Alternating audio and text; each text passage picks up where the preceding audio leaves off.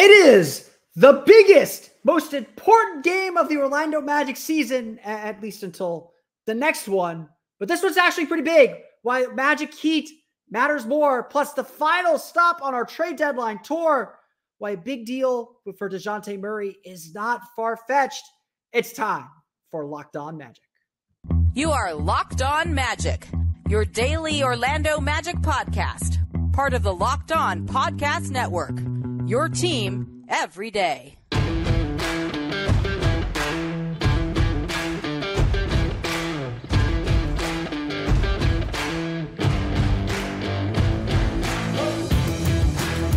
And you are indeed Locked On Magic. Today is February 6th, 2024.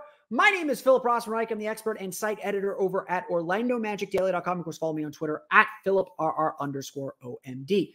On today's episode of Locked On Magic, the Orlando Magic play a pretty darn big game. Why the Magic's game against the Miami Heat matters more than just extending this 3-game win streak. We'll dive into all the playoff implications for this game, an episode that will surely make Matt Moore very, very happy. We're going to talk tiebreakers coming up here in just one. Plus, we make the final stop on our trade deadline tour, talking about Dejounte Murray, what the trade market looks like for the Atlanta Hawks guard, and why a deal with the Magic is not far-fetched. We're going to get to that coming up here in just a moment. But first, we want to thank you for making Locked On Magic part of your day every day, no matter when you listen to us, whether it's first thing in the morning, whether it's right when we upload. We truly appreciate you making Locked On Magic part of your day every day. Remember, there's a great Locked On podcast covering every single team in the NBA. To search for Locked On and the team you're looking for. The Locked On Podcast Network, it's your team every day. Today's episode of Locked On Magic is brought to you by FanDuel. Make every moment more right now. New customers get $200 in bonus bets if your first bet of $5 or more wins. Visit FanDuel.com/LockedOn to get started today. We're going to get to the trade deadline tour. We're going to talk with Brad Rowland of Locked On Hawks coming up here in just a moment. But I would be remiss if we did not lead today's show with the big game, the big deal, the big thing that is happening for the Orlando Magic on Tuesday. Yes, the trade deadline is on the horizon. We're going to talk plenty more about it later in this show, and then all episode Wednesday leading into Thursday. But this is a big game, and I don't want to oversell how big this game is because it is still an early February game. But this is a big game with a lot of playoff implications. The way the standings set up right now, the Orlando Magic, Indiana Pacers, and Miami Heat are in a death struggle for the final spot in the playoffs to avoid the play-in tournament. The Indiana Pacers currently sit at 28-23. That is a half game ahead of the Orlando Magic, who sit at 27-23, who are one game ahead of the Miami Heat at 26-24. These standings are going to change a lot over the course of and then the Magic now a 4-game lead over the Chicago Bulls at 23-27. Also very important. These standings are going to change a lot over the course of the next 32 games, but we're at the 50-game mark right now. We can start to see that finish line over a horizon. And so every single one of these games against peers is really important. Now, I mentioned tiebreakers. Shout out to our friend Matt Moore at the Action Network, as well as Locked On Nuggets. I mentioned tiebreakers.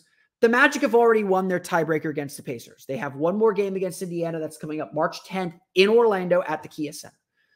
The Magic and Heat, though, the Magic need a win on Tuesday to tie the Heat in their season series. The Heat beat Orlando at Kia Center back in December, a game where they scored 17 unanswered in the second quarter. That was really the difference in the game. Then a 3-point win on a Bam Adebayo jumper a couple weeks back at Kaseya Center. They came back to the Kia Center, and Orlando was able to get a huge win, holding Miami under 100 points. This is another opportunity to tie the Heat and begin to assert themselves. It's not just that a win gives them a 2-game advantage. That can be thrown away pretty quickly. What a win does here, though, is it sets up some very realistic tiebreaker scenarios. First off, you lose the season series, you got to finish with a better record than the Heat. That's like a game in hand. That's like a game in your pocket. The Heat don't have to have a better record than the Magic if Miami wins this game on Tuesday. Tie it, And now we get to the fudgy stuff. Now we get to those second and third tiebreakers. Among division teams, which the Magic and Heat are in the same division, and we'll get to why this is actually the tiebreaker here in a minute. Division record is the next tiebreaker. The Miami Heat are currently 10-2. Orlando is 6-4. Those 4 losses, 2 to Atlanta, 2 to Miami. Orlando still has one game against Washington remaining, and 3 against Charlotte within their division. So there's still, you win this game, you're 7-4, Miami's 10-3. You obviously have the ability to make up that ground. Now, why does this matter? Well, this is why. Winning the division does give you a distinct advantage. This stuff matters. If the Magic Heat are tied, obviously the division, if the Magic Heat are tied and the season series is tied, the division records will determine who eventually wins the division. That matters if they tie Indiana, because remember, Indiana's only a half game ahead of Orlando. In the event of a 3-way tie between Indiana, Orlando, and Miami, the first tiebreaker is division winner. Y'all thought divisions didn't matter. Y'all thought the Southeast Division was a silly little thing. This stuff matters. And so if the Magic have to put themselves in a position to win the Southeast. First off, we want to win the Southeast because it's a nice banner that we can hang in the Advent Health Training Center. And that's a nice, feather in our cap. We get the nice t-shirts. We won the division in 2019. We'd like to win it again and end the Heat's supremacy over the division over the last decade. Or over the last almost decade at this point. But again, if the Magic want to avoid the play-in, they've got to give themselves every out. It's like poker. Every out they can have to do so. And so it starts with setting themselves up to win the division. And they can't do that unless they beat Miami on Tuesday. Now, I'm not going to sit here and pretend that this game will have a playoff atmosphere. Kaseya Center is a great atmosphere. It'll be a Tuesday night instead of a Friday night like the last time, but it will be plenty raucous, and playing on the road is always tough and always difficult anyway. And so I'm not going to pretend this is going to be a playoff atmosphere. It's probably not even going to be like the atmosphere that the Magic had at Kia Center, then Amway Center, when they played the Celtics in the in-season tournament. That was obviously a big game because it was Black Friday. It was an afternoon game, so a special tip-off, in-season tournament game. It felt big because of the manufactured in-season tournament, but it felt big, and we pitched it like a big game. This game, though, against Miami, is just as big as that one. It may not have the do-or-die consequences, but this game will have lasting ramifications to the end of the season, to April, to that playoff chase. And as I always say on this show, we are always thinking about April. We are always thinking about the playoffs. And the Magic are going to put themselves here in a position to set themselves up for the postseason, set themselves up for the playoffs. And that is, of course, all you can ask for. The Magic are playing really, really well right now on a 3-game win streak. Miami won two straight after snapping their 7-game losing streak. They lost to the Clippers on Sunday. This is still a team that's struggling a little bit offensively. So if the Magic show up on defense at the end of a long road trip, show up on defense, the Magic could very well put themselves in a position to win this game. They've proven they can compete in Miami. They did so undermanned against the Heat a couple weeks back. This is a big game. And so we are going to watch very, very carefully and closely to see if the Magic can pull this one out. We will have complete coverage of that game from Kaseya Center on tomorrow's episode of Locked on Magic. But the rest of this show, we're going to talk trade deadline, why the all-in move for Dejounte Murray is not far-fetched. We're going to dive into him as a player with Brad Rowland of Locked on Hawks coming up here in just a moment. But first, it's time for a quick word from our friends over at FanDuel. Happy Super Bowl to all who celebrate from FanDuel, America's #1 sportsbook. If you're like me, the big game is all about scoring the best seat on the couch, grabbing your favorite football snacks, and placing some super bets. I'm always partial to over-under on the national anthem. I actually don't know if FanDuel offers that, but they should, and you should always bet the over on the national anthem. That almost never fails, just like Tails never fails. I don't know if they offer that, but the Tails never fails. FanDuel has so many ways for you to end the season with a W or 2 or 3. Not only can you bet on who will win the Super Bowl, but FanDuel also has bets for which players will score a touchdown, how many points will be scored, and so much more. New customers join today and you'll get $200 in bonus bets if you first bet a $5 or more wins. Just visit FanDuel.com/lockedon to sign up. That's FanDuel.com/lockedon. Make every moment more with FanDuel, an official sportsbook partner of the NFL. Before we get to our conversation with Brad Rowland of Locked On Hawks, I want to remind you that the NBA trade deadline is Thursday. That's probably a good place to start since we're getting ready to talk trade deadline here in a minute. But Locked On Fantasy Basketball is your place for live reaction. Start Thursday at 1 p.m. Eastern Time. Subscribe to Locked On Fantasy Basketball on YouTube today so you don't miss Josh Lloyd breaking down every NBA trade with analysis and insight you can only get from Locked On Fantasy Basketball, part of the Locked On Podcast Network, your team every day. Now let's dive into Dejounte Murray with Brad Rowland of Locked On Hawks. And I am joined once again for the second time this season by our good friend from Locked On Hawks, Brad Rowland. Brad, how's it going? I know Saturday was a lot. How you feeling after Saturday's big win? Saturday was a lot. There was a lot going on in general. The Hawks have won 4 in a row, as you and I are talking, and they're playing better, so that's interesting. It's been a very strange season in Atlanta, but a little bit better vibes right now than there were a week ago.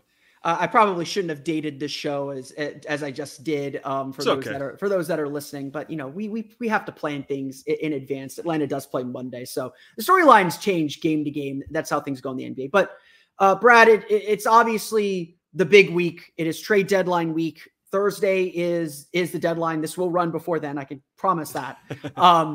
But Atlanta is kind of the eye of the storm, it feels like, with a lot of things. There's been some big deals that have gone down already. Siakam to Indiana is probably the biggest one.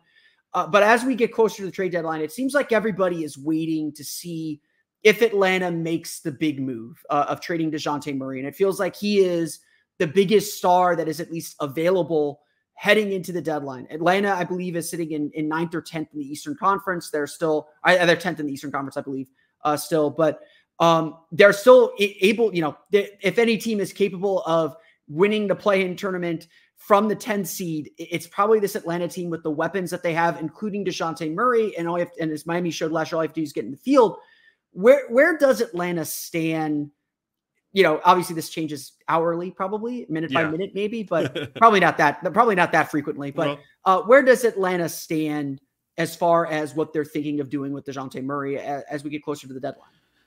Yeah, I think it's fluid in a way that is maybe not the best process all the time. Like, I think it's possible the Hawks might they're not going to pull them off the market, but I think they might be less motivated because they're playing better, which is one of those things that happens in the NBA. I think it's kind of short. That's kind of a short-term focus thing that I don't love process-wise, to just change your direction really at all based on a 4 or 5 game sample size. But they have won 4 games in a row, as we just talked about, and I think the consensus around the league has been all year long that the Hawks are better talent-wise than they've played this year, and I agree with that. So that process is a little bit strange, but I do think in general, this goes for really the whole roster outside of Trae Young and Jalen Johnson is available. Now, there are varying tiers of available. I think Dejounte is clearly the biggest name that's available for the Hawks. He has lots of suitors, the Lakers, etc., all that stuff. He's still out there. I'm sure they will be happy to take calls, and for the right price, they will move him. They're asking for a lot, and that makes sense. He's a really good player. But I think they're kind of in this wait and see, and they're trying to at least hold their cards close to the vest right now and say that they're not desperate to trade him, which is just good. You shouldn't sort of posture yourself in a bad situation, but I think they're certainly willing to trade him if the right offer comes along. Yeah, and for those that don't know or realize, it's not like there's a rush to trade him. He's got $18.2 million owed this season. Then he's got a 4-year extension that kicks in next season that starts at $25.5 million. So it feels like for a lot of these teams, the Lakers, probably even the Magic, this is the window to try and get him, because then it becomes much more, you're going to pay it on the back end, but then you got to pay more on the front end as well to get him next year if you wait for the summer. And that's why I think there's probably a little bit more urgency from a team like the Lakers that doesn't have, they're capped out. They don't have a lot of room. I think, the Knicks have been one of those teams that have been rumored rumored there. And obviously it's good to have a market and you can extract as much as you can, especially considering how much the Hawks paid for Murray. From the Magic fan perspective, it seems like we've seen Dejounte Murray at his best, hit the go-ahead bucket, essentially the game-winning bucket in the game in Mexico City, hit the buzzer beater in Atlanta a couple weeks ago. He feels like maybe not an all-star this year, but an all-star level player.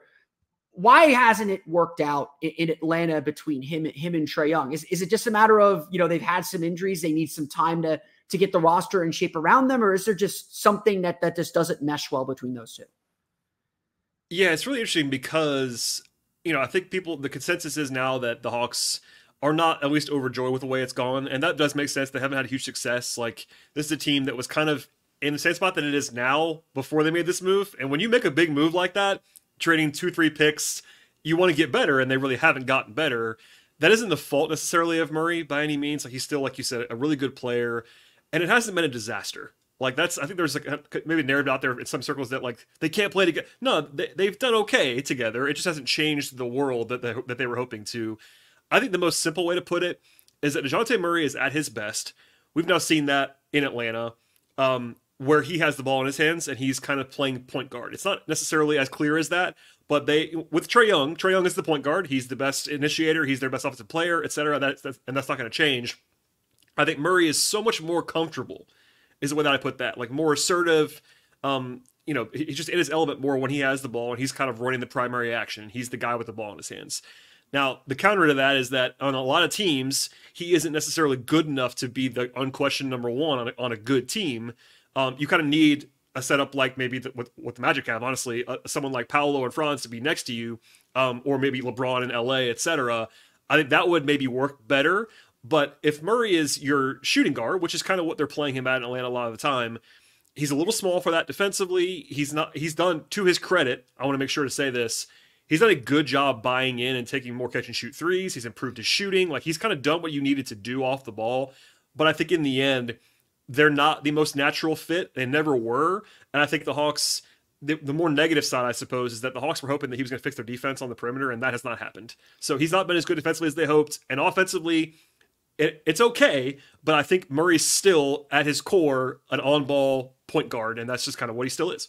It's all, and I think this is a concern that the Magic have. A lot of teams, I think, have this concern, having too many of the same guys, John Collins was probably standing in the way of Jalen Johnson and what he's been able to do this year. And I think a lot of people criticized the John Collins move because it didn't feel like Atlanta got a lot in return, but it was almost a little bit of addition by subtraction to give Jalen Johnson this much room to breathe. And it almost does feel like that's kind of the issue where, Dejounte Murray's been trying to fit in, and Trae Young is a really good player.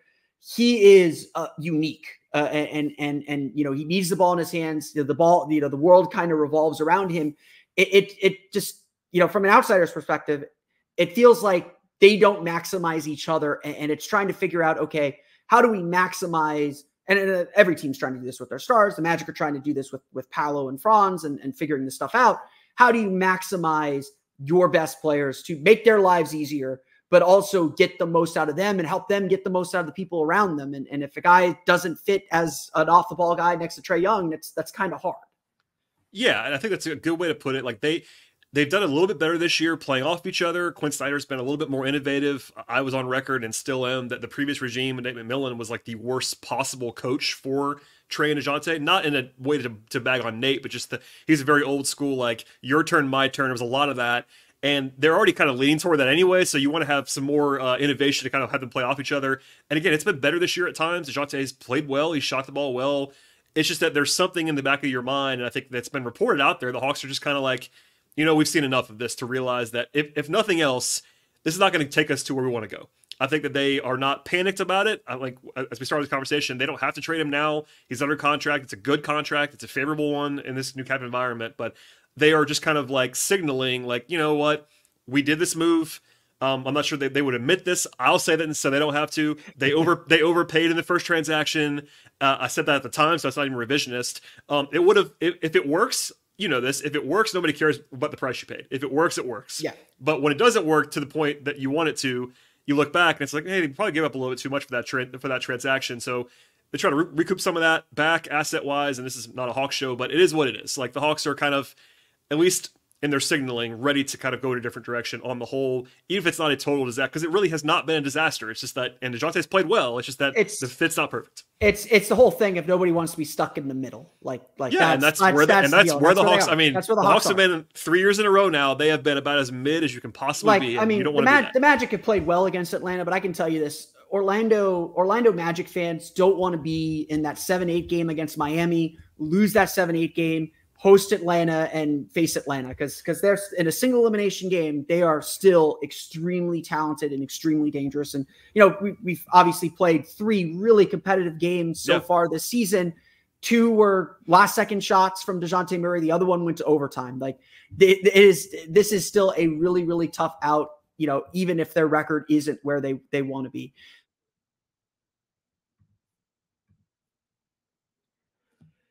Let's take a quick break so I can tell you a quick word from our friends over at BetterHelp who sponsor this podcast. Look, sometimes we all need, this next segment is brought to us by our sponsor at BetterHelp. Sorry, I have to read that one. Sometimes we all need the opportunity to get something off our chest. Big or small, certain things can really start to get to you. It's important to let that out, especially to someone who's unbiased in your life. Sometimes we just need that neutral ear to someone who is going to be in our corner and just listen. So today I want to say how I really feel about something. You might even be thinking about the same thing this week. I am someone who works really, really hard. And I know for me, I've had to work very, very hard to take some time for myself. So what did I do Monday? Monday, I had my mental health day. I went to Epcot. That's what I do on my mental health days. I go to the theme parks. I know some people don't get it, but it's just nice to just kind of walk around, be free, not think about anything and ride some rides. I've gone through therapy several times to try to help me kind of quiet my brain, get things off my chest and allow me to enjoy life. Therapy can help you do this too. Therapy can be different for everyone. Everyone has different needs. Most of us have bigger problems in our favorite sports team, and it's important to get things off your chest every once in a while. It's literally like unshouldering a burden. If you're thinking of starting therapy, give BetterHelp a try. It's entirely online, designed to be flexible and suited to your schedule. Visit BetterHelp.com/LockedOnNBA to get 10% off your first month. That's BetterHelp, HELP.com/LockedOnNBA.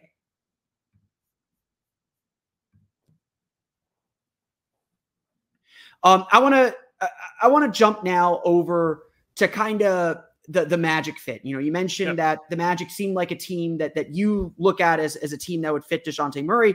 We'll get to maybe trying to construct a framework for a fake trade here in a minute, but obviously I think everyone recognizes the Magic need a point guard. A true point guard in a lot of ways. Markelle Fultz has been a good place filler, but he's got some very real shortcomings that prevent same thing. Prevent the Magic from maximizing their young talent. When you look at this Magic team, how would you see Dejounte Murray fitting and what strengths would he bring to what they're trying to build here? Yeah, so if you ask me in a vacuum where Dejounte would fit best on a good team, so not on a like where he in San Antonio when he made the All-Star team, he was the sun, moon, and stars on that team. And his numbers were great, but that team was they were not a good team.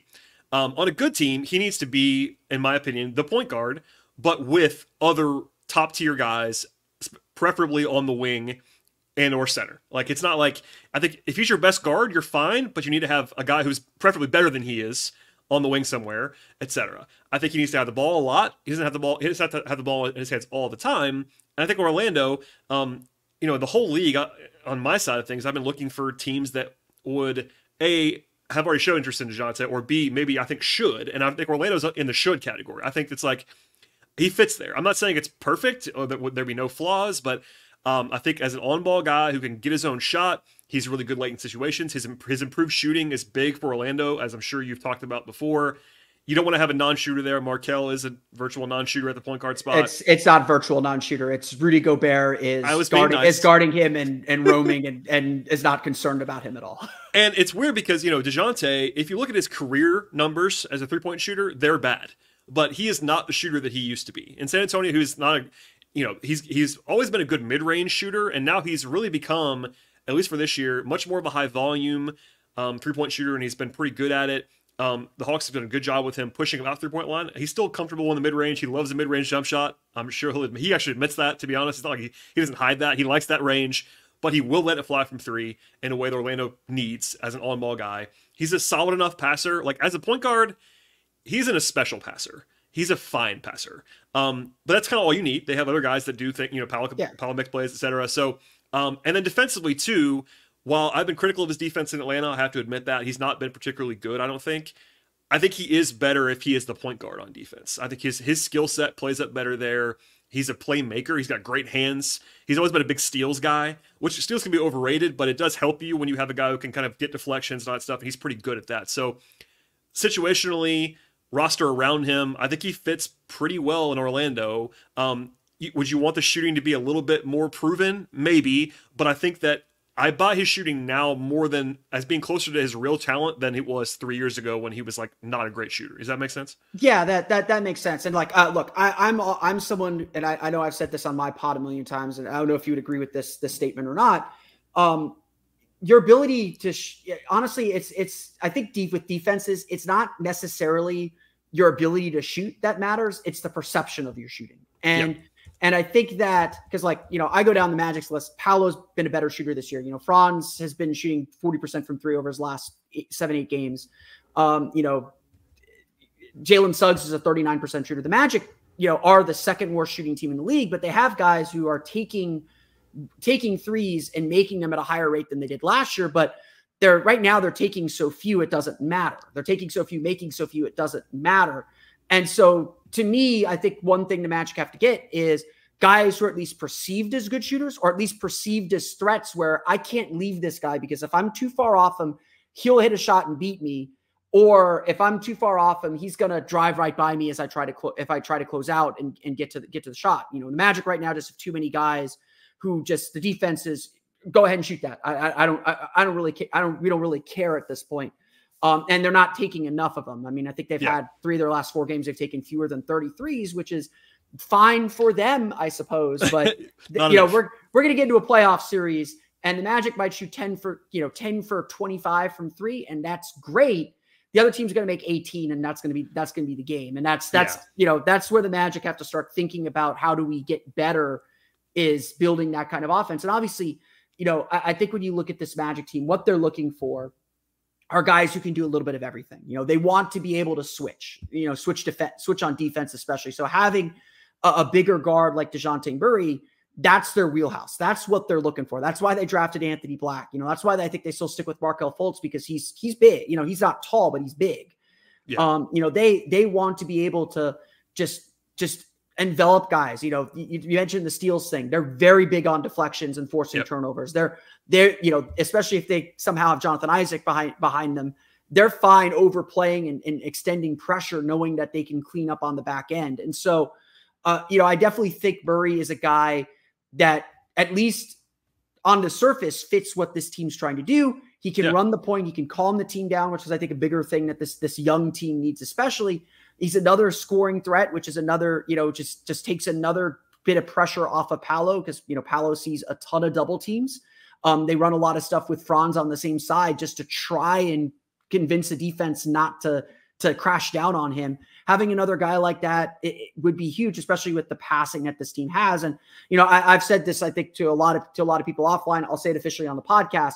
If the Magic were to go make an all-in move this trade deadline, or even into the summer, because the Magic are still a team that I think could make a deal in the summer if it came to that, Dejounte Murray is, I think, the guy at least the guy available on the market who I would push my chips in for, who I might push my chips in for a little bit and say, okay, let's bring in a third star caliber player and see where this takes us, because obviously the Magic are looking for a point guard. We've done pods here on the Locked On Magic trade deadline tour with Malcolm Brogdon, with Tyus Jones. Markelle Fultz is a free agent this summer. I think all of us sense that finding a point guard is the next step for this team, or the next need to fill for this team as they try to figure out what this actually looks like. And so the highest end of that is Dejounte Murray, at least with what's available right now. To that point then, from a team building perspective, because I don't think Atlanta was in a different place, I think, when they got Dejounte Murray than where Orlando is right now. Obviously Atlanta coming off the high of the Eastern Conference Finals trip in the 2020 season. I think 21 they lost in the first round, or they lost in the play-in. They had a very, so like you said, the conference finals run. Then they had a pretty spectacular first round loss to Miami, in which I'll do the short version. Miami them, but also in a way that they threw three guys, like literally three guys at Trae Young, and it was so obvious that the Hawks had nobody else to beat Miami, and they overreacted, but reacted appropriately in some ways. Like, hey, the solution was we have to find another scorer, and they went and got Dejounte Murray to kind of check that box. So that's kind of that was the timeline. And so to your point, it's the Hawks had already been there, and they had fallen back, and that kind of makes you a little bit more desperate than when you haven't been there at all. If that makes sense. Orlando's still on the ascent, and the Hawks were not. Yeah, exactly. And so like that's one of the reasons why I don't think Orlando is ready to push the chips in. But I think that I want to get this perspective then.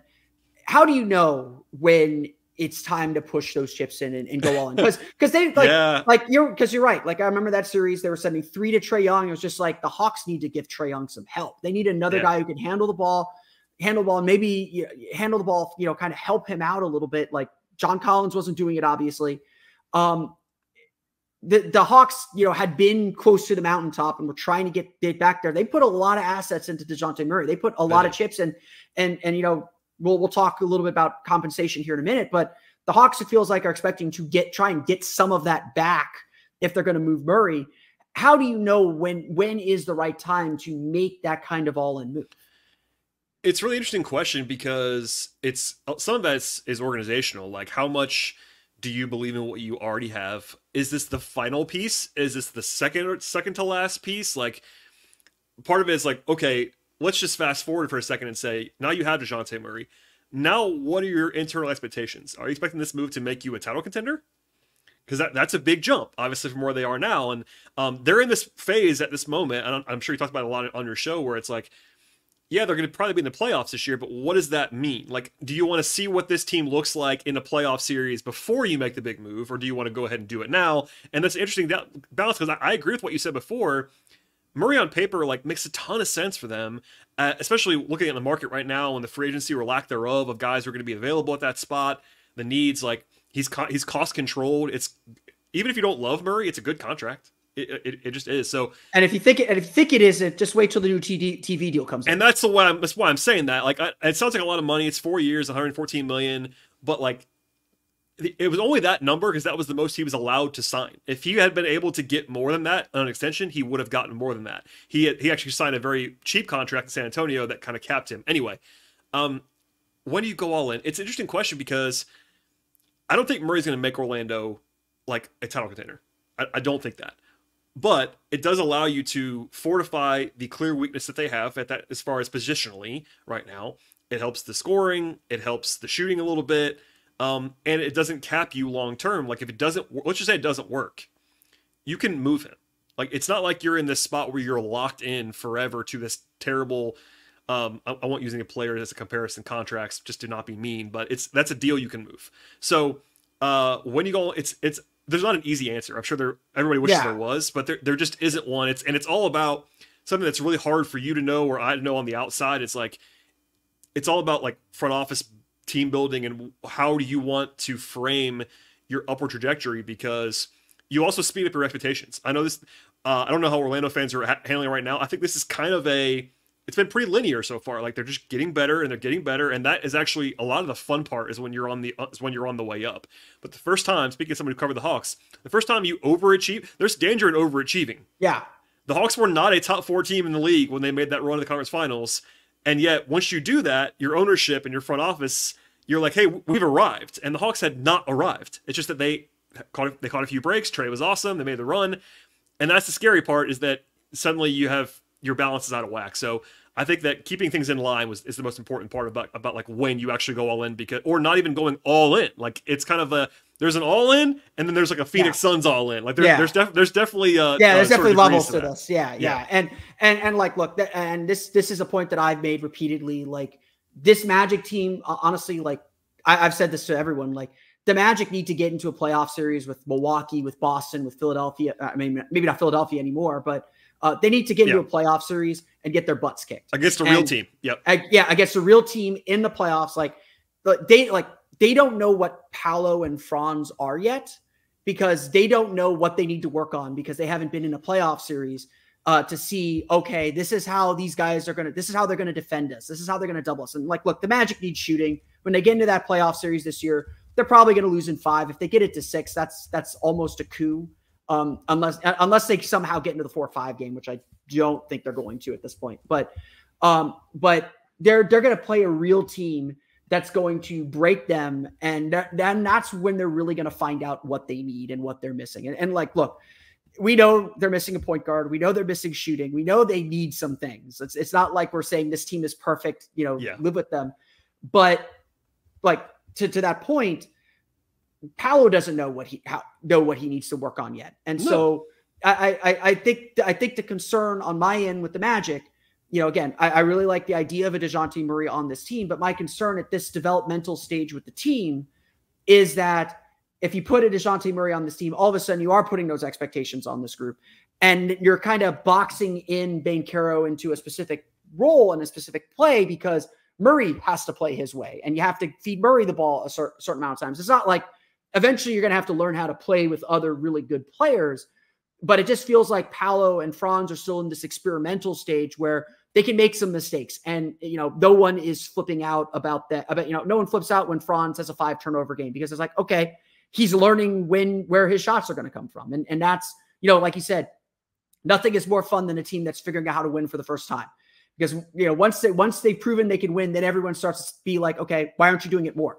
Right now, it's like, okay, this is fun. We're winning. That first season that you're actually pretty good is a lot of fun. And I do think Murray is fairly flexible. I don't think he would pin you down as much as someone might think too. That's also important to point out, because he doesn't have to be a 30% usage guy. You're not trading for a guy who has to be the every down quarterback. You know what I mean? I think he is a point guard. He is a scorer, but also there's the Paolo Dejounte thing from back in the day. Yeah, that's interesting. They're allegedly squashed that beat. I think they kind of have, but I just wanted to say those words out loud once. Yeah, that's there. No, it's there. Paolo's a franchise player, so obviously he would have to be okay with it for it to happen. No, I think I wouldn't worry about that. It's just kind of a funny thing that I just remembered as we were talking. Yeah. But no, I think that it is a move that would be a expectation changer. And I think you've got to be ready for that as an organization, whether it's from the front office to the coaching staff to the players.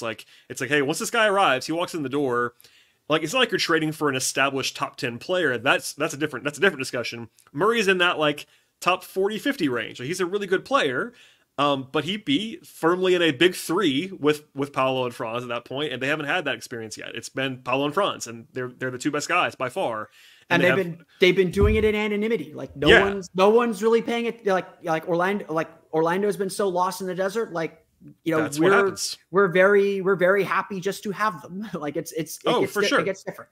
And he would help them a lot. And I do think that on the player side, look, I'm guilty of this too, but I try to think about the player side. And if I was Dejounte, I'd be thrilled to be in Orlando. I really would. Locations and relationships, all that stuff out. Basketball wise, it gives him a chance to be the player that he would like to be in the way that he's comfortable being as the point guard, ball in his hands, but also has plenty of help. And that's a good situation for him to be in as well. Let's kind of close with this then. I'm not big into making fake trades. I like looking for Me either. I like looking at frameworks for deals. We could fill in the details later, but is there a way to do this? But we have to start here. You said the Hawks are kind of putting a pretty firm line. They're looking for a lot. What are the Hawks looking for in a deal at this juncture? So what's been reported and what I have also heard in addition to the reporting is that the Hawks have been asking teams for the equivalent of 2 first-round picks and something else, essentially. Whether that's the salary filler or a young player. Some of the teams don't have 2 first-round picks. The Lakers are the team that's been most tied to him. They don't have 2. So it's been 1 and whatever else you can cobble together kind of thing. So they're not married to it has to be 2 first-round picks, but that's the equivalent value. And same thing with Orlando. I think if you if you inserted Anthony Black in place of a first round pick, like that counts. Does that make sense? I don't know if my We're not saying guy the Jet Magic Howard are doing that. We're not saying the Magic are doing that. I'm just giving you the examples of like first round pick can mean different things. First round pick can mean second draft guy. Yeah, it could be. Who's not like I don't know. Yeah, like because for instance, the Lakers have been trying to offer them Jalen Hood-Schifino, who was a first round pick this last year.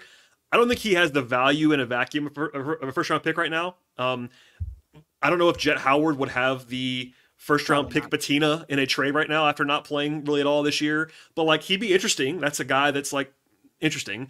That's what the Hawks want to do. Yeah. And Orlando has picks. They do actually have picks versus some of these teams that don't. So that's the asking price. Of course, you have to match salary. One of the advantages now is that he's only making 18-ish million this year, so it's a little bit easier to do that. And as you well know, Orlando has a bunch of those mid-tier salaries, so it'd be one of the easier teams to actually find a deal that lines up. I don't know what the Hawks want on the Magic roster. That's the question. But they do have different combinations in a way that like there's a lot of different ways to get it done. I would imagine. Yeah. And like this, you know, this is a problem that I've brought up with a lot of people. Like the Magic do have a lot of these kind of mid-tier salaries, but like I imagine Atlanta, if they're trading Dejounte Murray, they still want to be competitive. Like they're still in the play-in chase. They don't want to lose that play-in spot. They can't waste a year of Trae Young if they would prefer not to turn Murray into nothing for this year. Like there are ways for them to do a deal that would do that. I think there's a deal with the Knicks that was discussed at one point for like Evan Fournier, but even then they were getting Quentin Grimes in the deal. Quentin Grimes is not a spectacular player, but he would help you now. Contribute. Yeah. He's not a total zero. I think that, to your point, they don't want to bottom out right now. They'd like to be competitive this year, and they also know that trading DeJounte isn't going to make them better in the short term. It's more of a retooling effort, but they don't want to just get nothing back in the short term if they can help. Yeah, them. And so to that point, like this is the bigger problem that I think the Magic have is the guys that they have to offer that would match DeJounte Murray's salary are Jonathan Isaac, who might be recouping some value, but I don't think the Magic want to trade him with how good he has been when he's been healthy. They got Markelle Fultz, who's an expiring contract, which might be valuable in a bad free agent class, but also there's a reason the Magic are trying to get off Markelle Fultz or trying to move on from Markelle Fultz. It's Wendell Carter, who is only at $13 million. Atlanta product. He might be someone that is of interest to people, but the Magic would want a center back in return. I don't think Clint Capella does it for them. It's Gary Harris, who's an expiring $13 million contract. He's been hurt most of the year. The guys that the Magic have that would help them get, Chuma Okeke, another Atlanta area guy. Yep. But like he's been out of the rotation for essentially a year and a half, 2 years. The Magic don't have necessarily the high salary guys to get them to make Atlanta make the deal, if that makes sense. Unless Jonathan Isaac or Wendell Carter is on the table, which as always, to get something good, you got to give up something good. I don't think the Magic are ready to sacrifice those guys. Yeah, and I understand that too. I do think, I don't know if we were talking about Wendell in particular, I do think that the Hawks should have interest in Wendell Carter because I think they're trying to move Capella for salary reasons and fit reasons, and they've already paid Okongwu, but I think Okongwu and Wendell are actually really interesting together. Putting that aside, I think it's not likely for that to be a package for Wendell to be included. I do think Markelle Fultz would be kind of interesting. Mostly as an expiring, but he could help. I mean, he could play a real role for the Hawks right now. He wouldn't be as good as DeJounte in that role, but because he can handle the ball a little bit, he can defend. That's not a zero. Like there's been a deal that's been talked about. I'm not saying it's close by any means, but like with Dinwiddie coming back from Brooklyn, kind of similar, like different player than Fultz, but an expiring contract, a guy that the Hawks probably don't want to keep necessarily with desperation, but someone who could help them now. He could play for them now. Fultz could play for them now. And the other, I mean, Gary Harris is kind of similar. Like, could he play some minutes for the Hawks? Sure, he could. Is that terribly appetizing? Probably not for the Hawks as a return for DeJounte. Same thing with Joe Ingles.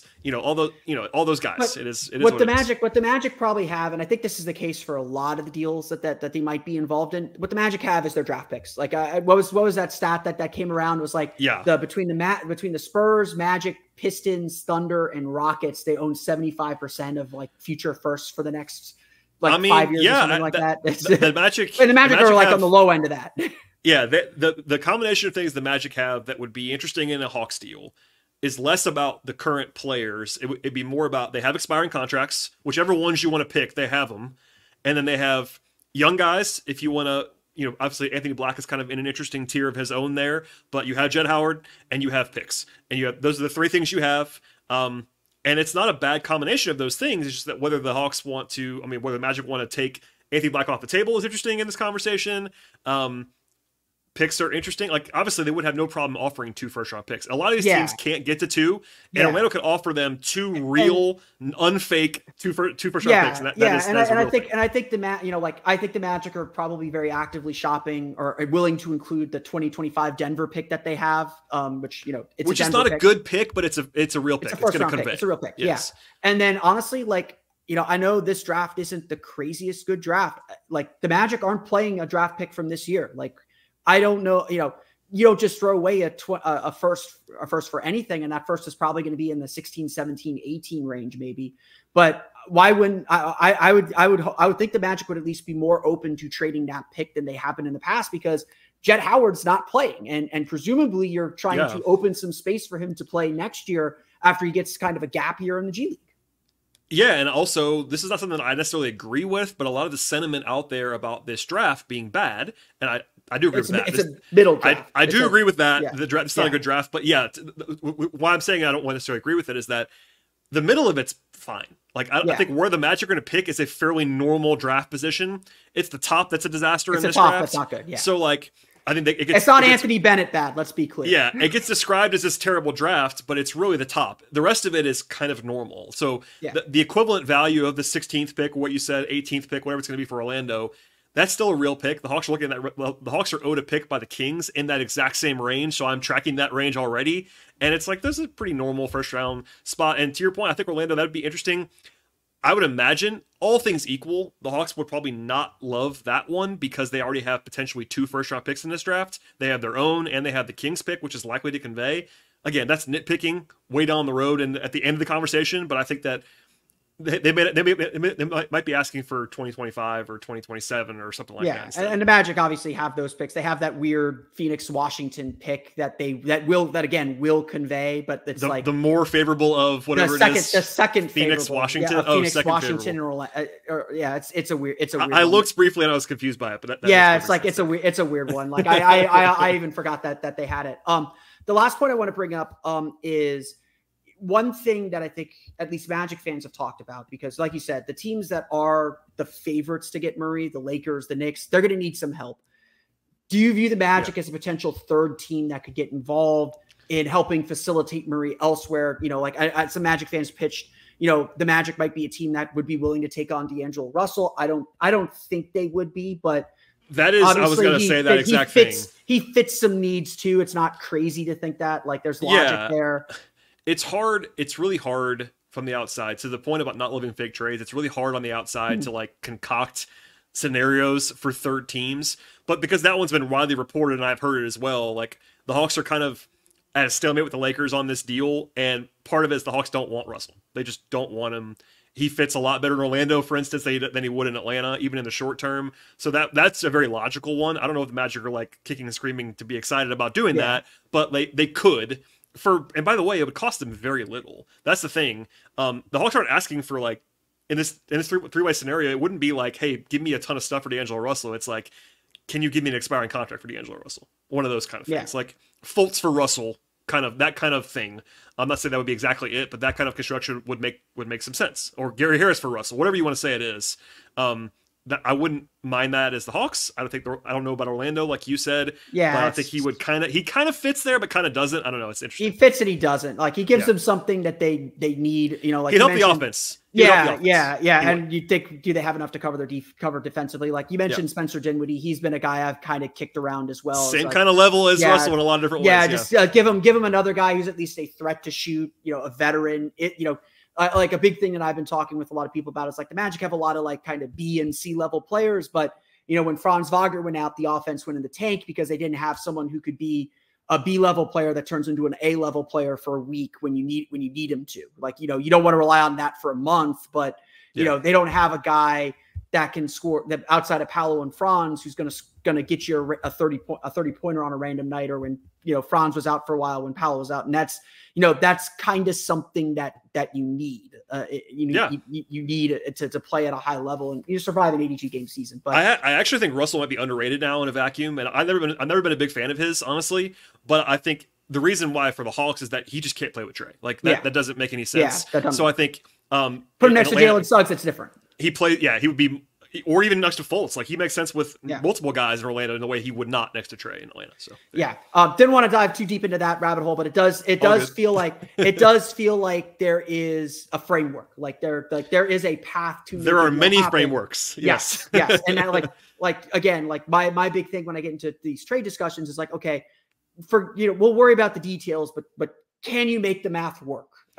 Is there something that makes both teams say, let me think about that a little bit. And you mentioned it earlier. Gets things started. You said quickly earlier, I'll get out of your way. This is also a deal that could happen this summer.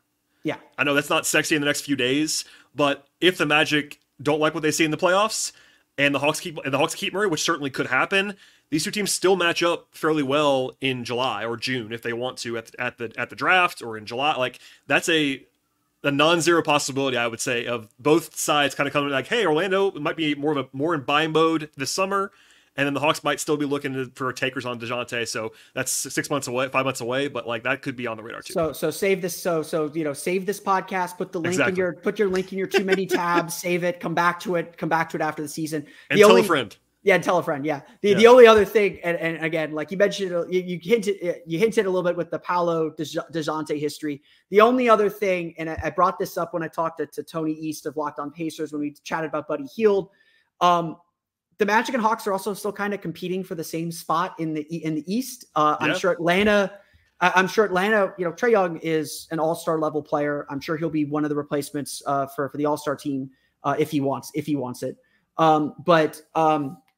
But I'm sure Atlanta still views itself as, hey, we should be the 6th seed next year. Like, we're still a top 6 team in the conference. We had a bad year, but we're still top 6 team in the conference. They're not likely, kind of like I spoke about this with Tony East of Locked On Pacers, is like, why would the Pacers give the Magic a really valuable player so that they can pass them in the standings? And people don't talk about that aspect enough. Because they think divisions don't matter anymore. Why would you care about this stuff? But you don't want to help your direct competition. Yeah. A lot of teams don't care and some do is the way I would say. And I don't exactly know what the Hawks feel. It's the new front office about, because it hasn't come up yet about do you want to trade with a relative rival of yours? Daryl Morey is I don't care. You know what I mean? He'll trade with whoever it is. And if it makes your team better, it makes your team better. But at the end of the day, you want to make your team better. That's what matters. You got to do what you got to do. It could come in at the end of a conversation and be like, okay, as a tiebreaker, do we want to send to Orlando? Do we want to deal with this with this guy and Paolo and Franz for the next 5-6 years? Maybe not. So yeah, that could be a tiebreaker on either side. Yeah. Brad, I want to thank you for jumping on, telling us a little bit about Dejounte Murray, about where he stands ahead of the trade deadline. We'll see if this is still relevant after February 8th. It might be, like we said. But good luck to you. Good luck to you the rest of the season. The rumor mill is almost done spinning. Almost. Almost. Thanks for having me.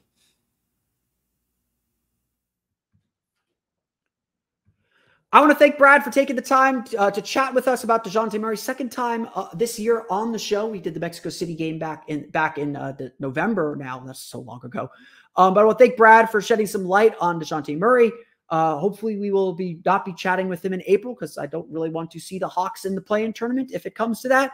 And we may be chatting with him in June because, like we said, some of this stuff might linger on a little bit longer. So I want to thank him again. You can check him out on Locked On Hawks, as well as the other great podcasts on the Locked On Podcast Network. But that's going to do it for me today. I want to thank you all again for listening to today's episode of Locked On Magic. Of course, find me on Twitter at PhilipRR_OMD. Subscribe to the podcast, Apple Podcasts, Stitcher, TuneIn, Himalaya, Google Play, Spotify, Odyssey, and all fun places to podcast to your podcast-enabled listening device. For the latest on the Orlando Magic, be sure to check out OrlandoMagicDaily.com. You can find us there on Twitter at OMagicDaily, and be sure to check out my Patreon page as well, the Orlando Magic Hub, at patreon.com/Orlando Magic Hub. Thank you all for your support. On tomorrow's episode of Locked On Magic, we will break down the Orlando Magic's big game against the Miami Heat from the Kaseya Center. I'm driving down to Miami once again. So we'll see you down in South Beach, or near South Beach. I don't think it's actually South Beach, but we'll see you down in Miami tomorrow for another episode of Locked On Magic.